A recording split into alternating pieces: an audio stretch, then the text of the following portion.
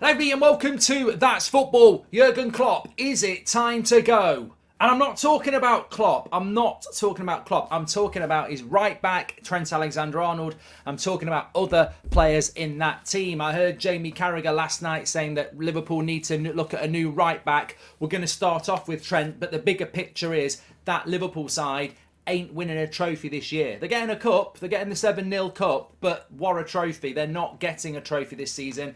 I still think they can get top four, but I think it's going to be very difficult. I think the bottom line for this Liverpool side, and we saw it against Real Madrid last night and at Anfield, is they're not the team they were last year, the year before, or the year before that. Liverpool, over the last few years, could go to the Bernabeu and mix it up. They're not that level. They fell off. The question for Liverpool is, how do you get back to that level? I don't think they're that far off. Do I agree with Trent Alexander Arnold? It's time to go. Look, you know what? People are going past Trent Alexander Arnold a lot. I would liken it to, roadkill when you're on the motorway, or even a busy dual carriageway. You see the roadkill on the side, you feel sad, and you go past. Imagine how many cars go past that roadkill in a minute on a busy road. That's like people going past Trent. You feel sad and sorry for him because he used to be good, and now, I think the Champions League stat was something like nobody got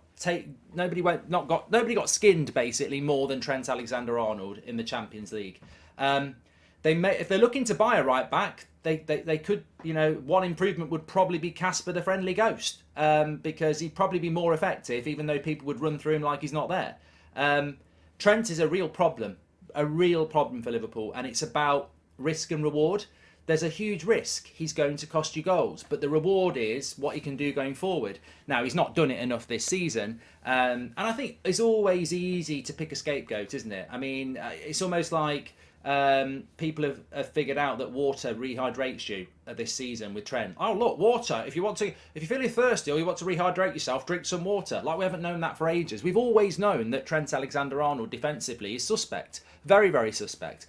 But it was always concealed by the fact that going forward, he was one of the best right backs in the world. Southgate, some would say it's one of the things that Southgate's got right by ignoring Trent, but actually I think he got it very wrong.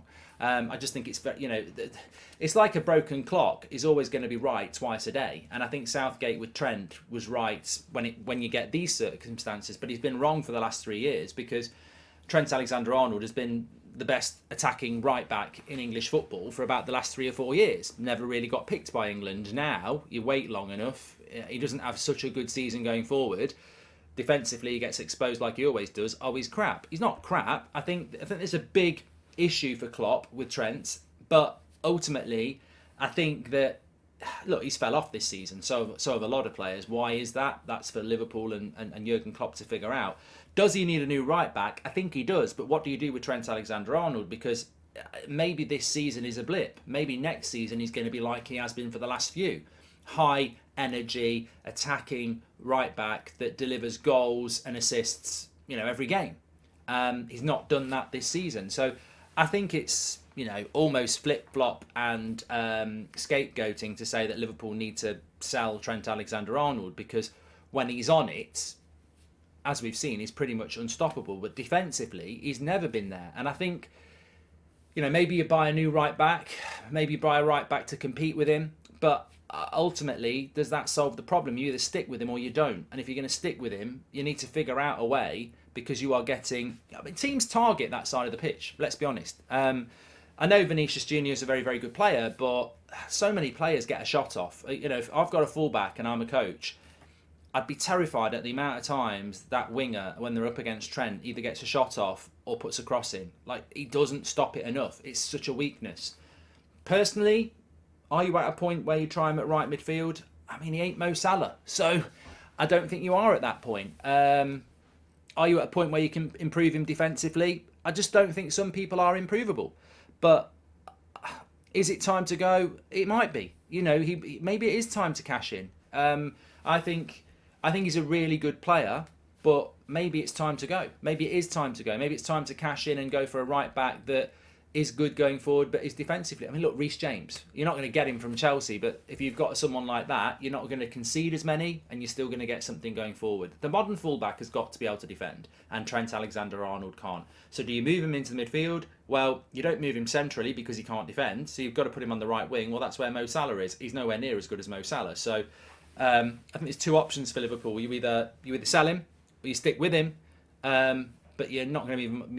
You're not going to move him to right midfield. Let's be honest. But he's not the only problem with Liverpool. I mean, Jordan Henderson, Fabinho, they fell off. Like, they don't get the exposure that Trent does because Trent is a player that's, he's a bit Marmite anyway, isn't he? Some people don't like him. Some people do like him. I like him as a right back, but defensively he's an issue. But it's almost become, that's not the reason Liverpool are where they are, by the way. You could solve a right back problem easily. The reason Liverpool are where they are is because their midfield is as well is dead. It's roadkill. It's not what it once was. Henderson had a very good World Cup for England and has had a terrible season for Liverpool from what I've seen. Fabinho was one of the best CDMs in Europe. He's not one of the best CDMs in his own bloody living room at the moment. He's terrible. So I think it's an issue that they know they've got to solve. Obviously, Jude Bellingham would solve this problem or go a long way to solving this problem. I mean, it's always a big risk when you're linking it to one player, but are they going to get Bellingham now? Champions League football has to be achieved. I still think it can. I've always said I think Liverpool can get top four, but it's going to be very difficult because they're not just going to click into that mood, are they? That midfield is gettable. I don't care whether you're Southampton or Manchester City. You can get at that Liverpool midfield. And yeah, look, they smashed Manchester United. They did, but that just looks like it's a blip. That doesn't look like it's, that was shocking for us as United fans, and we'll have to live with it. But I almost think Liverpool fans celebrate it so much because they're in shock. There's no evidence around and after that result, before or after, that they're going to go and do that again. And I think that, in fact, if somebody said to me what's Liverpool's biggest issue, it's the midfield. The midfield doesn't protect the defence and doesn't support the attack. So you're not scoring as many goals and you're conceding more. That midfield is a huge issue. Games are won and lost in the midfield, and that's where Liverpool. It's been a perfect storm of. If you're a rival of Liverpool, it's been a perfect storm. If you're a Liverpool fan, it's been an absolute culmination of things going wrong in one particular area. Thiago's never fit. Henderson and Fabinho fall off a cliff. You've got people like Harvey Elliott and Bjakutic who are coming through. Milner, who's passed it as well. All right, you've got 6 options there, but none of them are good enough to play for Liverpool and fight for titles. They're just not. And it's all happened at the same time. They left themselves exposed in the summer. I think many Liverpool fans knew that. Many outsiders looked at it and went, that could be an issue. And it's come to roost. But Liverpool's problem is the midfield. And look, it can't just be an age thing. Camavinga's very young, but Toni Kroos and Luka Modric are not, and they absolutely ran that midfield. And they can bring Tchouaméni on, and they can pull Valverde in there if they want to. That's what a big team should do. Liverpool have become what Man United were with McFred. They've become the bagel. They've become the bagel FC. The mint with a hole. They've got a good team around it, but their defence has suffered and their attack has suffered because that midfield's not good enough. But look, get your comments in below. What would you do with Liverpool? There's things that need to be done. Is it time to go? It is time to go, but honestly, I would be looking at moving on. Look, people like Milner have got to go. You've got to move at least one of Thiago, Henderson and Fabinho out.